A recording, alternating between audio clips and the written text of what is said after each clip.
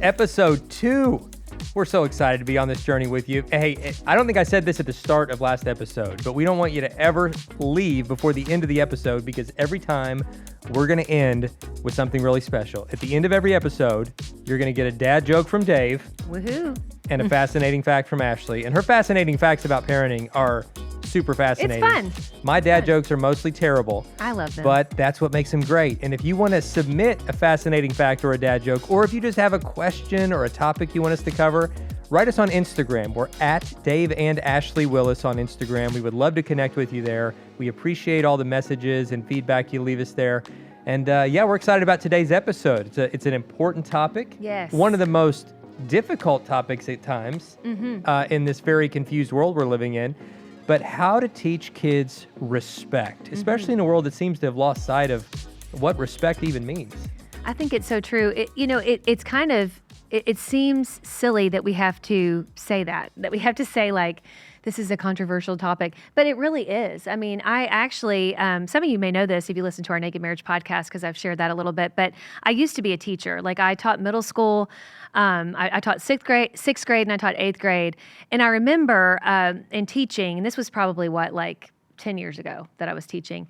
I remember how people had, like, students and parents, and maybe even some teachers, all had very different ideas about what respect is.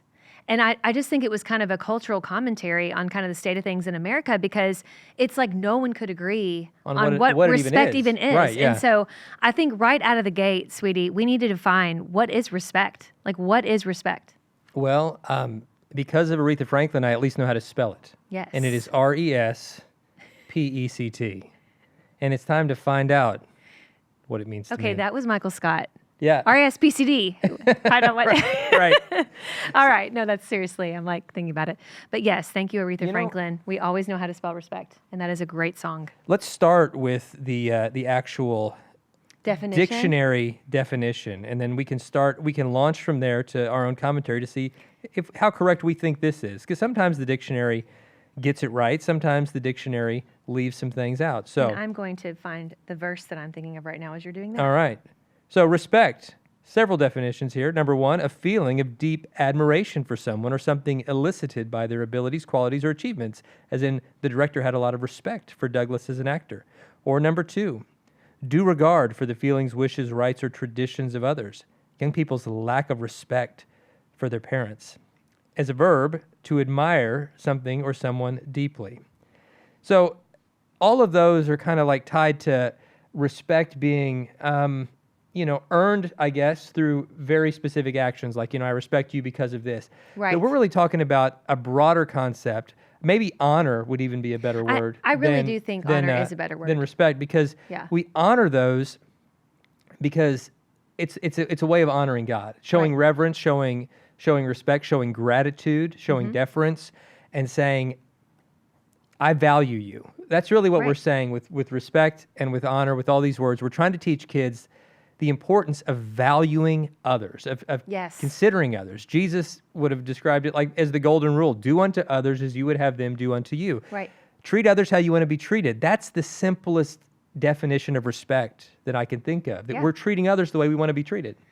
Exactly. And I'm going to share some other verses that really kind of tie into what you're talking about with respect and honor going hand in hand. First of all, we have Romans 12:10. It says, be devoted to one another in love. So that means we need to have love, just love of humanity, because they are God's creation just like we are. And then it says, honor one another above yourselves.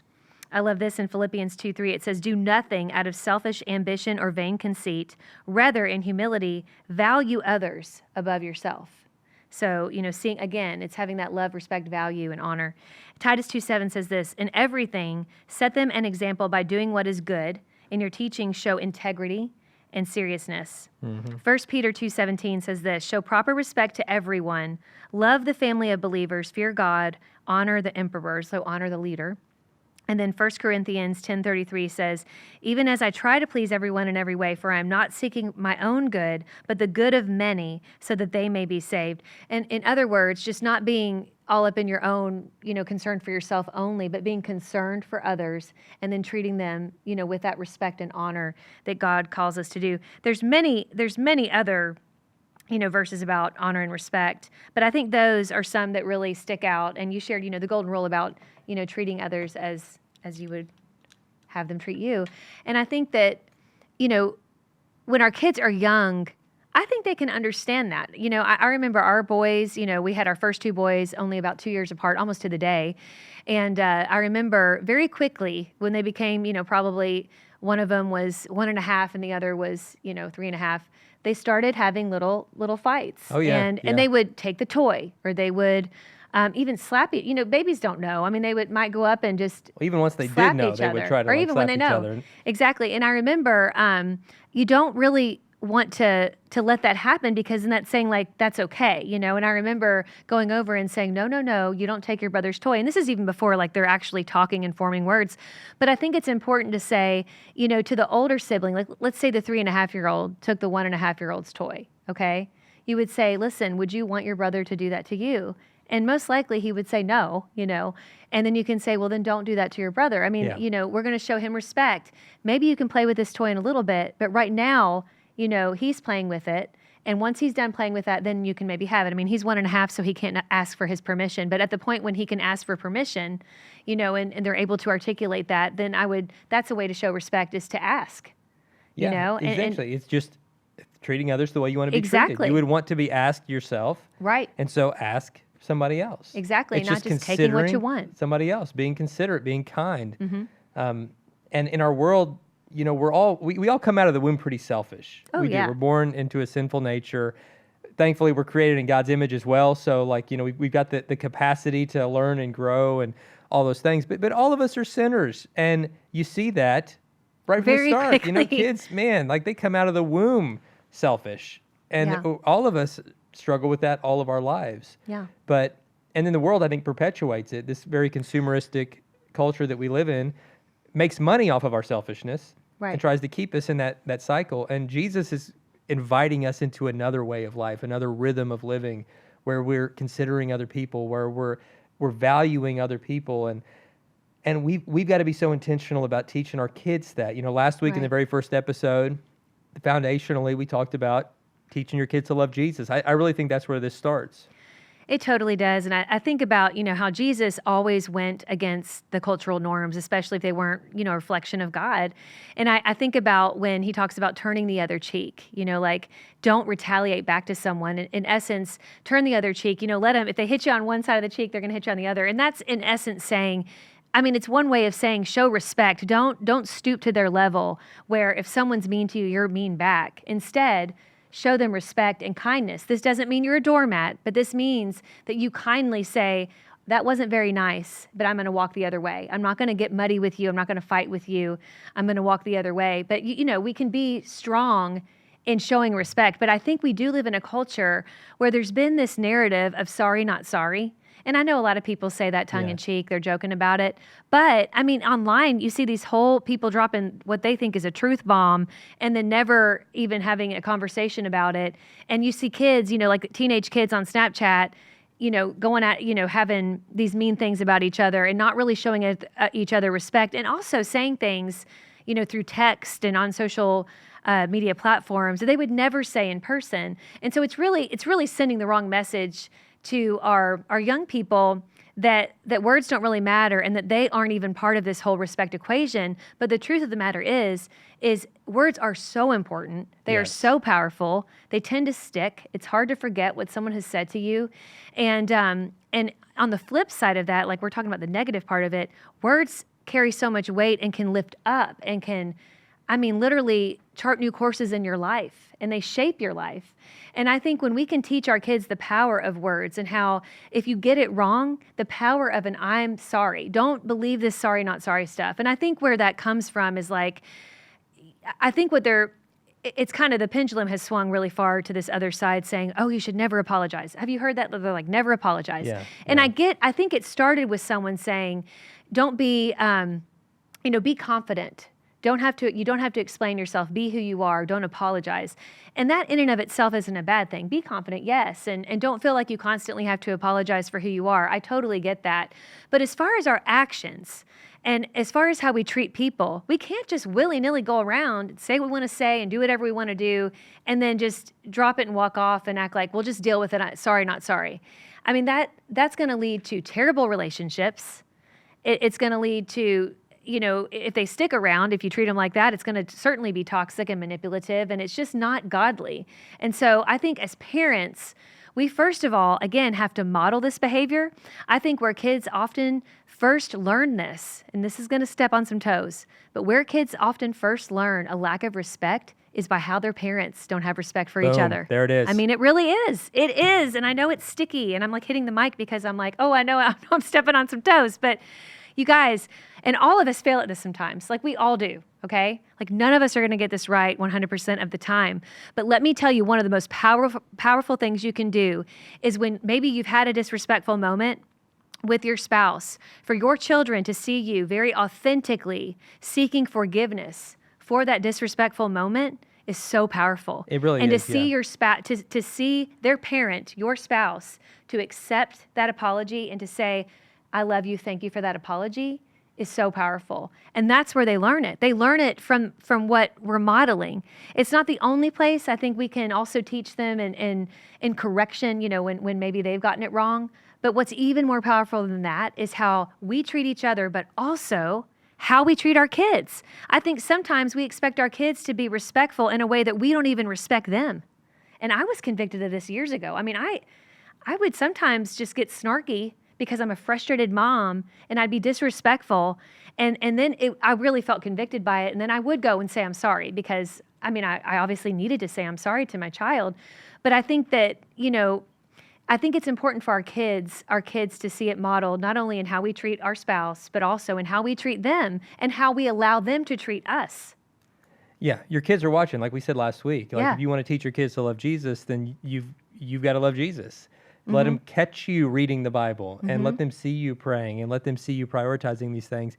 And with respect, I mean, obviously they're going to look to you as their first example. And An imperfect human being, we're all as we all imperfect. are. Yeah. And on our other podcast, the Naked Marriage Podcast, we have a ton of content about respect and about communication and how to, even if you've gotten into a negative cycle, breaking out of that in a healthy way. But I know some of you are listening and you're maybe a single parent, and we're parents, glad yeah. you're here. I mean, you're doing an amazing job trying to do the work of two parents as one. But Yes. sweetie, what would your advice be for that parent that's like, well, I don't have a lot of adult interaction in the home for the kids to see, to look to as a model. So, what can that person do? And I would say too, to start there, you model it by the way you talk to your kids. 100%. Yeah. I was going to say, single parents, you're awesome. You are awesome. And I would say, you are modeling it for them for sure. And I think too, for those of you who are maybe divorced and you are splitting, the kids are splitting time, how they see you treat their father, treat their mother is huge too. And I know you all have probably, if you're, you've dealt with a difficult divorce and a child custody agreement, there's probably been some hurtful words that have been said. But I know people who've walked through that road and for the sake of their children and to model respect have really done a lot of hard work to get to the point where they can be civil. And that is so powerful to see both of their parents, even though they're not in that home together anymore, to see both of their parents to show respect to each other. So powerful. Yeah. And I would say too, maybe if that's not your situation and you're a single parent, they're going to see how you talk to your own parents. They're going to see how you talk to your friends and how you talk to their teachers and all of that. And this isn't just to put just crazy amounts of pressure on you guys or us. Again, we're going to fail. We're going to mess up. But I think just seeing an authentic Christ follower parent doing the best they can to live it out and then saying they're sorry and meaning it and trying to do better the next time, that's powerful. Man, that's so good. Guys, I hope that was helpful to you, but hey, the episode's not over. That's right. Because it's time for my favorite part of the episode. I need to do a little sting like, Dave's dad joke. And fascinating facts with Ashley. Ding, ding, ding. Maybe not. We'll keep working on that. Don't let that attempt at a jingle turn That you was away from pretty sad, keeping but on with you this know, hey. podcast. But as promised, we're going to end every episode with a dad joke from Dave and a fascinating fact from Ashley. That's right. Our producing team voted on this week's dad joke, and this was the winner. What do you call a whale with no underwear? I don't know. What do you call a whale with no underwear? Free Willy. Wamp, wamp, wow. Okay. All righty. I'll go ahead and give you second place too. Because I like like the Free Willy movie. I just want to say that's where right. my mind went to the actual movie about the whale Yeah. and not in the gutter like some. All right. Well, I just want to say that. I think Free Willy's hilarious. All right. You know, you got to wait until next week to get the other one. But it's no underwear involved in next week's joke. No, yes. But it's probably not as funny too because underwear is That was a middle funny. school one. That was a middle school joke. Probably when we were in middle school. People are saying that since Free Willy came out when we were in middle school. But all right. So fascinating fact today is actually taken from a site called fascinate.com. And I thought this was so interesting. It said in Vietnam, babies are often potty trained using a whistle. And it works. Vietnamese babies are potty trained as early as 9 months old. Yes. You know who we need to ask about this? On our team, Dan Van is from his family, Vietnam. yeah. He didn't move to the United States until I think he was like 7. I think that's about right. So he would have been potty trained. He might have been trained like that. We don't know. And I see him right there. He's out in We need to ask him. in the lobby. So we're going to ask him after this. And we're going to report true. back. If this is a true fact about the potty training, because I'm fascinated. Whistle training in Vietnam. Have you heard of this potty training? Is this a He's real heard thing? of it. And they said it works as early as 9 Did they do months. that? Did you He do is that? giving the okay. He is giving. Look at this. Man, You heard it here first, guys, probably. he was able to use a urinal at like 6 months old. He's like the smartest guy on our team. Oh my gosh. So look at that. In real time, we got the fact check. Like, that's amazing. That's amazing.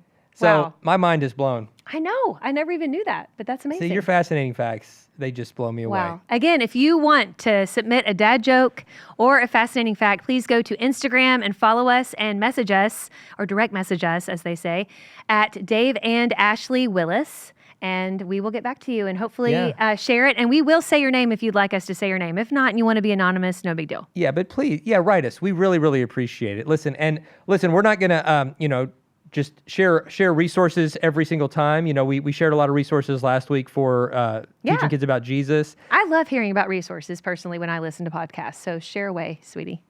Right. So share away. So I think, to give a few plugs for some resources we actually have here at XO. Yes. Lots of resources. So I have a devotional on the book of Proverbs. The book of Proverbs, I think, is a great template for what respect looks like, for what wisdom looks like. For sure. It's a book in the Bible, and start with the Bible, obviously. The devotional I did on it, there's one just for young adults. It could even be for like younger teens, I think. Mm-hmm. And it's called Think Like Jesus. So you can check that out. Mm-hmm. For parents, this is more of a marriage book, but I think kind of about respect within your family. For sure. Married into the family, which is primarily about in-law relationships, but it has so much in it about respect. Well, even family relationships. And how to show respect. Mm-hmm. And so the XO store, you can go to xomarriage.com. Or Amazon. Yeah. There's a lot there, a lot on parenting. We're adding more and more resources on parenting. Our ministry's founder, Jimmy Evans, just released a powerful new book on parenting. Yes. And he's farther along in the journey than us. That's right. Grown kids. Raised great kids. Great grandkids. He's got great grandkids. I mean, he's doing it. Him and Karen are doing great. it right. His grandkids are great. Yeah. His grandkids are awesome. Yeah, it's a That's little. right. So check out the XO Marriage Store. The whole library. And also write us on Instagram and let us know what you want to see in this podcast. We're still developing. We've had some great interviews. We can't wait to start airing those. We've got some good topics lined up, but we want this whole podcast to be a service to you. We're all on this parenting journey together. We're learning together. Write us, tell us what you want to hear about, and we want to cater this to help your family thrive. That's why we're doing this, is to help your family thrive. And so thank you for investing this time to be a better mom or a better dad. We love you, we appreciate you, and we'll look forward to seeing you next time. Bye, guys.